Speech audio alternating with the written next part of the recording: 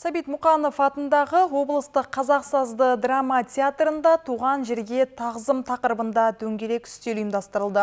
Республика күніне орай ұйымдастырылған іс-шараға зиялы қауым өкілдері, студенттер және жас актерлер қатысты. Жиында еліміздің өткені мен болашағы сөз болды.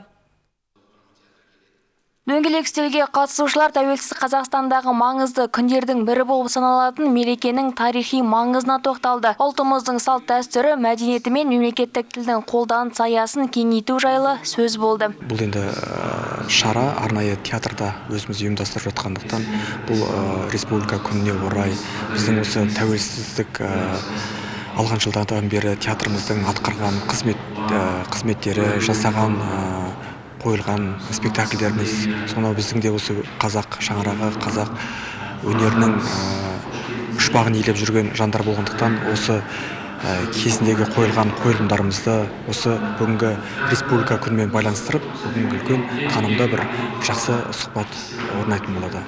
Жиын барысында облыстық ардагерлер кеңесінің төрағасы Ескендір Елеусізов те сөз алды. Ол тәуелсіздік алғалы Петропавл қаласының қалай өзгергенін айтып, атқарылып жатқан екі бастамаларға тоқталды. Биылғы жылы өте көп объектілер ашылды.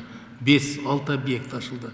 Оның ішінде мектебі бар, спортивный, мен ойлаушым, теннисный мінеки корт бар, мына жерде анау теннисный, оказывается, ол да бір керек дүние екен, кеше соның ашылуында болды. Дөңгелек үстел барысында жиналған қауымға ән шашуда тарту етілді. Ақжүніс Мұқатай, Адиле Кушекова, Дамир Ескендіров, жаңалықтар қызметі.